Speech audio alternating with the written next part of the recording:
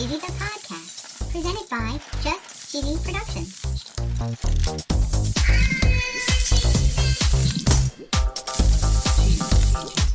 Hi there, I'm your host, Fondue. I'm Cheesy. This week starts a 3-part series. Ooh. We're calling it Cheese News, and more news. Whoa. This week we're talking about cheese awards, Ooh. Olive Garden, Whoa. microchips, Oh. a Kraft recall, Uh-oh. and a mac and cheese flavor naming contest. Ooh. We're going to discuss sad news at Chuck E. Cheese. Aw. And of course, every episode includes our very cheesy joke. Yes. Stay tuned for episode 108, Cheese News, on Just Cheesy the Podcast.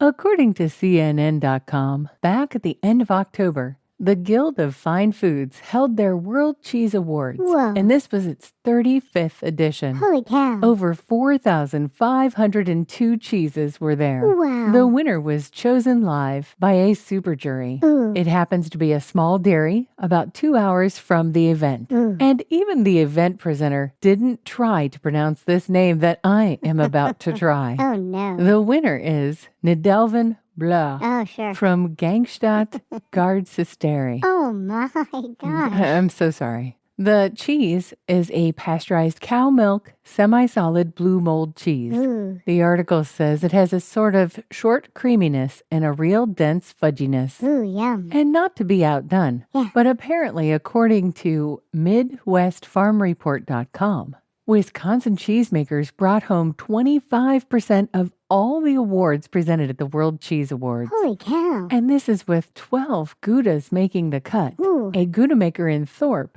Ms. Penterman, was born and raised in the Netherlands. She grew up on a 60-cow dairy farm. Wow. She brought her passion to Wisconsin. She earned her Wisconsin cheesemaking license. Okay. And she works with local cheesemakers and trained alongside 2 different cheesemakers to make authentic Dutch Gouda cheese. Wow. And according to WTAQ.com, since the 1957 inception, raclette will be judged as a class of its own in the World Championship Cheese Contest. Nice. And I guess raclette joins the 141 other classes of cheese. Wow. The World Champion Cheese Contest is not a sponsor. Nope. But if it was, the ad would go right here.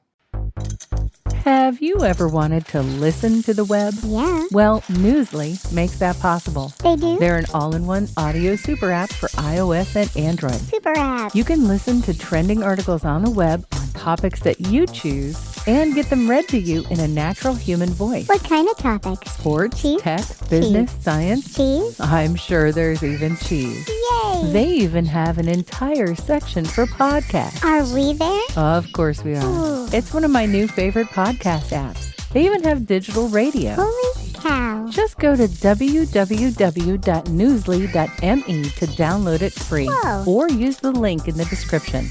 If you use the promo code CHEESY, that'll get you 1 month free premium subscription. Yay. Newsly. Now, back to the podcast. Back in episode 104, Formaggio, we talked about Olive Garden and their famous cheese grater. Yeah, we did. If you recall, a TikToker went viral. Oh, yeah. Because she asked the waiter if she could buy the infamous cheese grater. Right. As we discovered in episode 104, you can indeed buy that cheese grater. Yeah. And according to allrecipes.com, it's back in stock. Ooh. You see, the video was so popular that the cheese graters went out of stock. Holy cow. But apparently they're back, and according to yahoo.com, just in time for the holidays, that cheese grater is officially for sale online Wow. for $15 a piece with a limit of 10 per order. Nice. They said you can even shop for the chain's Seasons Gratings holiday sweater, soup, salad, and breadstick themed apparel. Ooh. They also have shoe charms and a breadstick plush pet toy. Whoa. Talking about the Parmesan cheese grater got me to thinking about another article I saw Really? that talked about microchips in Parmesan cheese. Ooh. Conspiracy theories abound, but one thing is true. Yep. Microchips are being placed on wheels of Parmesan cheese. Whoa. Italian cheesemakers are actually putting microchips in their cheese so they can fight against counterfeits. Whoa. According to dailydot.com, The microchips are the same size as a grain of sand. Ooh. They're embedded into the cheese's food-safe case and label. Holy cow. It's typically one single microchip used on a 90-pound wheel of cheese. Whoa. When a restaurant or company purchases the cheese, they use a laser reader to scan the wheel's unique serial ID to verify its authenticity. Whoa. A Chicago company behind the chip is called P-Chip. Okay. They say they don't want to be known as the company accused of tracking people. Right? And even though the microchip is edible, Oh my. they doubt that anybody's going to go around with a laser reader Yeah. to try to actually scan the chip while it's inside your digestive system. Right. They suggest it's much easier to track you with your phone. Oh yeah. And the chief technology officer at P-Chip said, I ate one of the chips and nobody is tracking me except my wife, and she uses a different method. Oh my. According to foodbusinessnews.net, Kraft found itself voluntarily recalling about 83,800 cases of individually wrapped Kraft Singles American processed cheese slices. Whoa. According to the article, there was a temporary problem with one of its wrapping machines. Oh no. This left a thin strip of individual film that remained on the slice after the wrapper had been removed. Uh-oh. Their concern is that it could be unpleasant or potentially cause a gagging or choking hazard. Yeah. They say here that no one was seriously injured Oh good. and that Kraft has fixed the machine that wrapped the affected slices. Nice. And maybe they planned it all along, or this is a way to get you to not think about the recall. Uh-oh. But Kraft is rewarding someone with $10,000. Holy cow. According to 10news.com, Kraft is looking for 2 people to help them dream up a new flavor for their boxed macaroni and cheese. Whoa. The only rules to the contest is you must be at least 18 years of age or older. Okay. You can only submit one idea per person per address.